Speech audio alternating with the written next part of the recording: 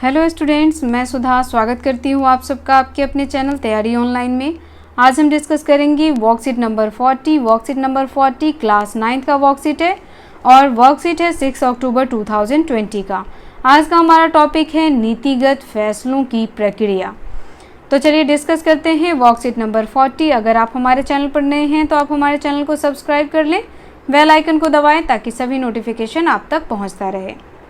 तो बच्चों, worksheet number 40 जो है वह लोकतांत्रिक राजनीति से ली गई है और पाठ है संस्थाओं का कामकाज।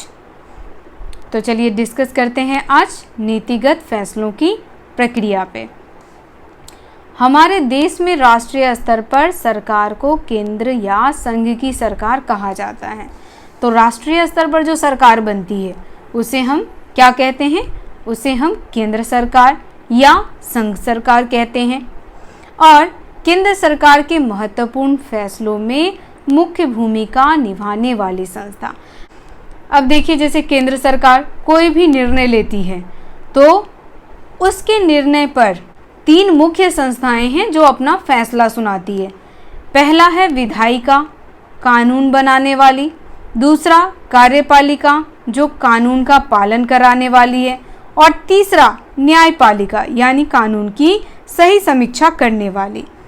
तो जब केंद्र सरकार कोई महत्वपूर्ण फैसला लेता है तो उस पर ये तीनों संस्थाएं जब तक अपना मुहर नहीं लगाती हैं तब तक उसे पारित नहीं किया जाता है।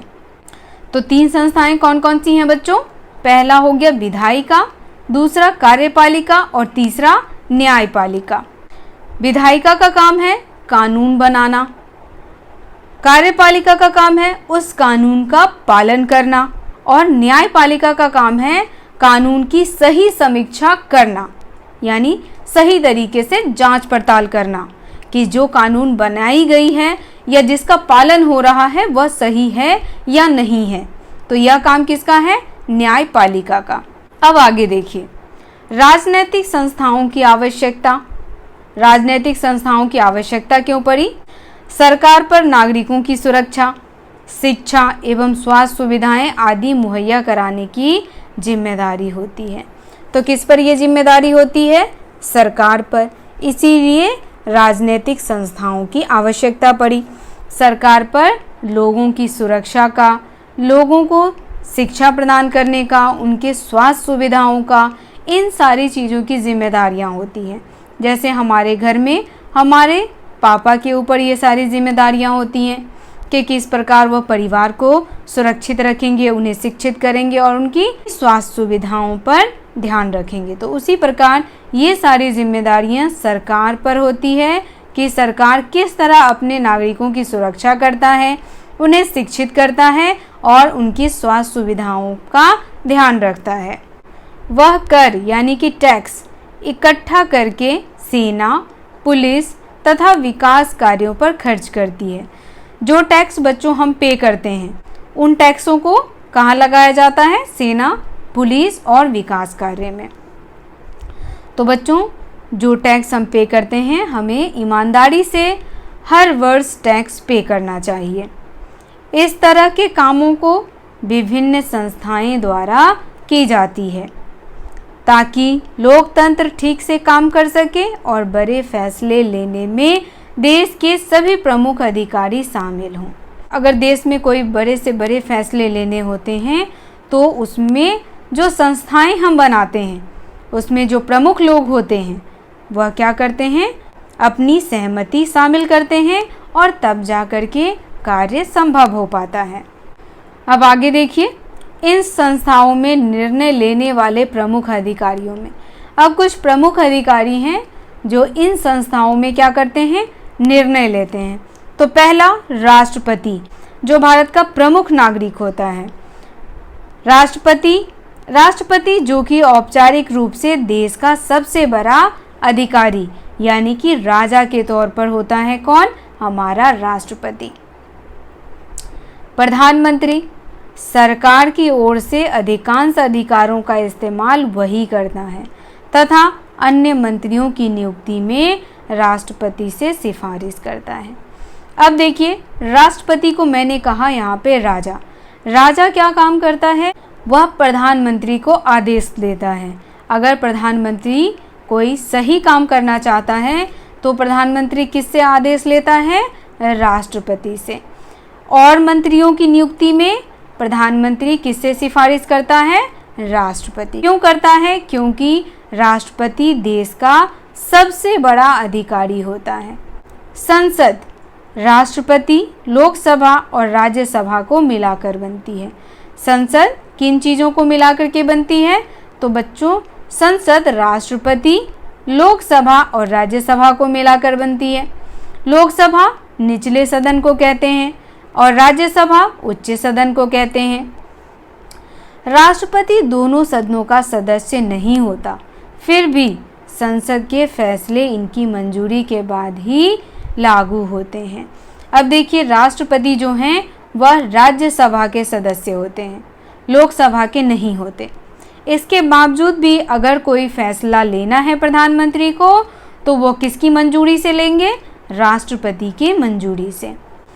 लोकसभा बनाम राज्यसभा। अब देखिए, लोकसभा बनाम राज्यसभा में क्या क्या दिया हुआ है। हमारे संविधान में राज्यसभा को राज्यों के संबंध में कुछ विशेष अधिकार प्राप्त हैं, लेकिन अन्य अधिकार मामलों में सर्वोच्च अधिकार लोकसभा के पास है। आइए देखें कैसे। बच्चों, संविधान के निर्माता किन्हें माना जाता है? तो संविधान के निर्माता भीमराव अंबेडकर जी को माना जाता है। तो यहाँ कहा गया है कि हमारा जो संविधान है जिसमें राज्यसभा को राज्यों के संबंध में कुछ विशेष अधिकार प्राप्त होते हैं, लेकिन अन्य अधिकतर मामलों में सर्वोच्च अधिकार जो है वह किसके पास होता है? लोकसभा के पास होता है। कुछ अधिकार ही राज्यसभा को दिए जाते हैं। आइए देखिए कैसे। तो यहाँ देखिए, किसी भी सामान्य कानून को पारित करने में दोनों सदनों के बीच कोई मतभेद होता है तो लोकसभा के विचार को प्राथमिकता मिलने की संभावना रहती है। अब मान लीजिए कि कोई कानून पारित करना है और लोकसभा और राज्यसभा दोनों में क्या है? मतभेद है। राज्यसभा कहता है नहीं ऐसा होना चाहिए, लोकसभा कहता है नहीं ऐसे होना चाहिए। उस परिस्थिति में किसकी प्राथमिकता संभव होती है? तो बच्चों, उस परिस्थिति में लोकसभा में जो भी निर्णय लिया जाता है वह मान्य होता है। पैसे के मामलों में लोकसभा द्वारा पारित बजट या कानून को राज्यसभा सिर्फ 14 दिन तक अपने पास रख सकती है और सुझाव दे सकती है, जबकि लोकसभा को अधिकार है कि वो अन्य सुझाव को माने या न माने। तो यहाँ देखिए, कहा गया है कि पैसे या संपत्ति के मामले में जो भी बजट पास किया जाता है वह राष्ट्रपति के पास यानी राज्यसभा में भेजा जाता है सिर्फ 14 दिनों के लिए। अगर इन 14 दिनों में राष्ट्रपति ने अपना सुझाव दिया या राज्यसभा के जो सदस्य हैं उन्होंने अपना सुझाव दिया तो ठीक, नहीं तो लोकसभा उसे अपने अनुसार पारित कर सकता है। सबसे बड़ी बात तो यह है कि लोकसभा मंत्रिपरिषद को नियंत्रित करती है। लोकसभा किसको नियंत्रित करती है बच्चों? मंत्रिपरिषद। मंत्रिपरिषद जो प्रधानमंत्री के द्वारा नियुक्त किए गए मंत्रियों का एक समूह होता है। सिर्फ वही व्यक्ति प्रधानमंत्री बन सकता है जिसे लोकसभा में बहुमत हासिल हुआ हो। अब देखिए, वही व्यक्ति प्रधानमंत्री बन सकता है जिसे लोकसभा में बहुमत हासिल हुआ हो, यानी जो एमएलएज जिस पार्टी के ज़्यादा होंगे उसी के पार्टी का एक सदस्य प्रधानमंत्री बनेगा।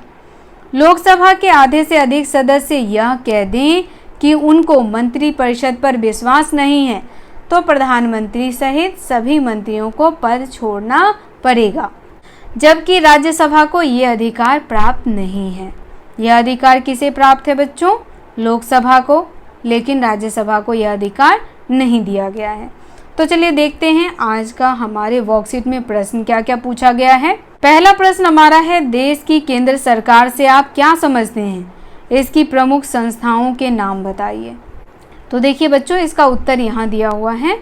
हमारे देश में राष्ट्रीय स्तर पर जो सरकारें बनती हैं उसे हम केंद्र या संघ की सरकार कहते हैं। तो ये है हमारे क्वेश्चन नंबर फर्स्ट का उत्तर। नीचे भी हमने लिखा है, चलिए वो देखते हैं। तो यहाँ देखिए प्रश्न संख्या फर्स्ट का आंसर होगा हमारे देश में राष्ट्रीय स्तर पर एक सरकार का गठन किया जाता है जिसे केंद्र सरकार या संघीय सरकार कहा जाता है। उसके बाद पूछ रहा है इसकी प्रमुख संस्थाओं के नाम। तो हमने इसके 3 प्रमुख संस्थाओं के नाम पढ़े। पहला विधायिका, दूसरा कार्यपालिका और तीसरा न्यायपालिका। विधायिका कानून बनाती है, कार्यपालिका उसका पालन करवाती है और न्यायपालिका जो कानून बना है वह सही है या गलत उसका जांच करती है।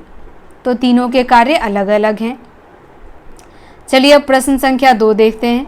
राजनीतिक संस्थाओं की आवश्यकता क्यों है? क्यों राजनीतिक संस्थाएं बनाई जा रही हैं? तो चलिए इसका उत्तर भी देख लेते हैं। प्रश्न संख्या 2 का उत्तर होगा बच्चों, राजनीतिक संस्थाओं की आवश्यकता निम्न कारणों से होती है। पहला, देश के विकास के लिए। दूसरा, नागरिकों की सुरक्षा, शिक्षा और स्वास्थ्य के लिए। तीसरा, लोकतंत्र ठीक से काम कर रहा है या नहीं इसके लिए। तीसरा प्रश्न हमारा है, संस्थाओं के प्रमुख निर्णय लेने में कौन कौन अपनी भूमिका निभाते हैं? तो इसका आंसर भी देख लेते हैं। प्रश्न संख्या 3 का आंसर होगा, संस्थाओं के प्रमुख निर्णय लेने में निम्न की भूमिका मुख्य है। पहला राष्ट्रपति, दूसरा प्रधानमंत्री और तीसरा संसद। इन तीनों की भूमिका जो है वह बहुत ही इम्पोर्टेंट है। अगला प्रश्न हमारा है, लोकसभा और राज्यसभा में क्या अंतर है बताइए। अब हमें लोकसभा और राज्यसभा में अंतर स्पष्ट करना है। तो चलिए इसका अंतर स्पष्ट करते हैं। तो बच्चों प्रश्न संख्या 4 का उत्तर होगा, राज्यसभा को ऊपरी सदन या राज्यों का परिषद कहा जाता है, जबकि लोकसभा को निचली सदन या आम जनता का सदन कहा जाता है। दूसरा, राज्यसभा का कार्यकाल 6 वर्ष का होता है, जबकि लोकसभा का कार्यकाल 5 वर्ष का होता है।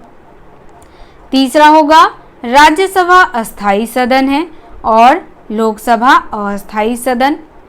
चौथा पॉइंट देखिए, राज्यसभा में सदस्यों की कुल संख्या 250 होती है, जबकि लोकसभा में इसका 2 गुना 552 सदस्य होते हैं। तो इस तरीके से आप इसका अंतर स्पष्ट कर सकते हैं। तो बच्चों आज का ये वर्कशीट यही समाप्त होता है। मिलते हैं अगले वर्कशीट में। वर्कशीट आपको कैसा लगा आप हमें कमेंट करके बताएं। अगर आप हमारे चैनल पर नए हैं तो आप हमारे चैनल को सब्सक्राइब कर लें, वीडियो को लाइक करें और अपने दोस्तों के साथ शेयर करना बिल्कुल ना भूलें। तो मिलते हैं अगले वर्कशीट में। आप सबका धन्यवाद।